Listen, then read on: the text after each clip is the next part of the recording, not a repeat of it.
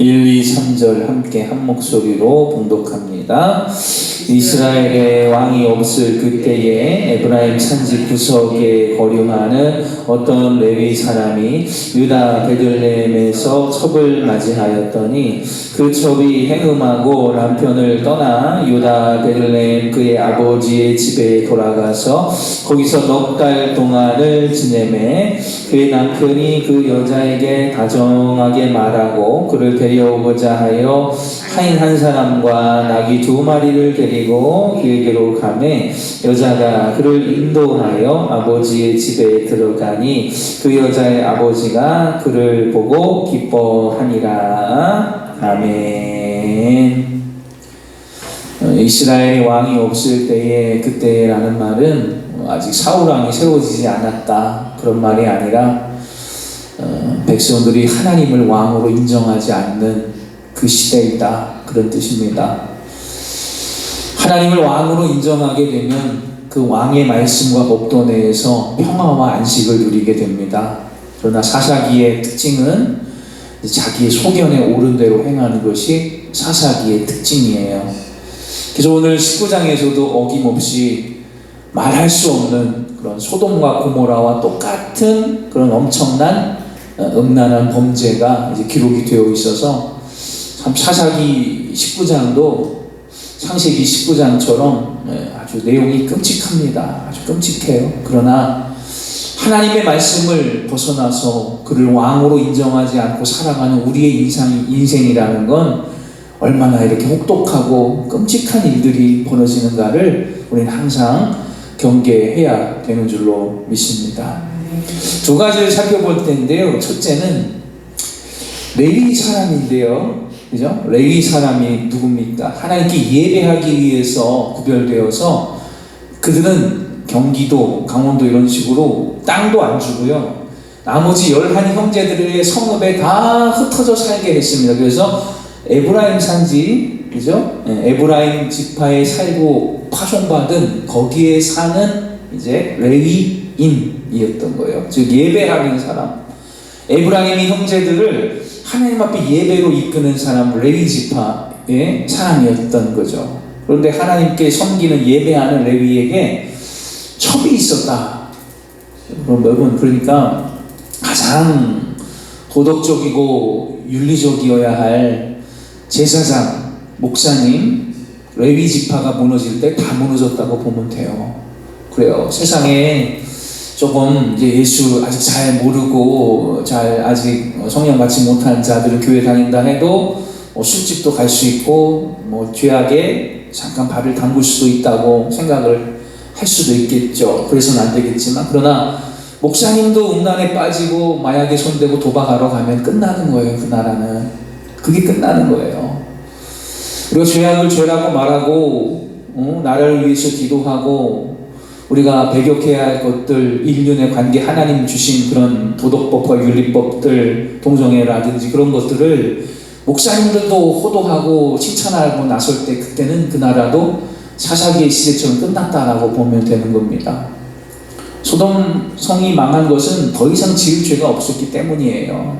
하늘에서 유황불이 내린 이유는 그 이후로는 더 지을 죄가 없었기 때문에 그랬던 것입니다. 그래서 오늘도 이 사사기 19장에도 레위 사람에게 왜 첩이 필요한가? 그렇지 않거든요. 왜냐하면 레위인들은 그 자손들이 계속해서 이제 아론의 반차를 따르는 것처럼 제사장의 역할을 감당해야 되기 때문에 서자가 있어서는 안 되는 거예요. 계속 장자 아들들 하면서 30살이 되면 이제 제사장으로 들어와서 성전에서 또는 성막에서 성소에서 산지에서 하나님께 예배하는 일을 돕는 사람들이 레위 지파입니다. 그래서 첩이 있어서는 아니 돼요. 그러나 이런 레위 지파가 음란에, 첩에, 행음에, 다른 것에 관심이 가고 레위 지파조차 무너지게 되었을 때 오늘날에 얼마나 많은 그런 교회 지도자들 중에도 이런 어려운 일, 음란하고 도박에 빠지거나 물질 때문에 무너지는 일들이 많습니까? 끝났다고 보면 되는 거예요. 그때는 시대가 정말 악한 시대가 되었구나. 최고의 보루 아닙니까?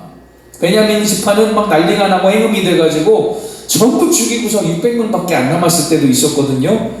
다른 지파 지파는 그럴 수 있다고 쳐요. 그러나 각 11 형제들의 지파에 파송되어서 그날 그 지파에 내가 맡은 성읍에 48개 성읍에 영적인 순수함을 책임지는 레위 지파조차 무너지게 되었을 때는 더 이상은 이제 누가 더 죄를 짓겠습니까? 목사님들조차 죄를 짓고 있는 레위 지파가 처벌을 드리는데 더 이상 지을 사람이 죄가 없는 거예요. 이제는 그런 안타까움이 나타나게 되었더라는 거예요.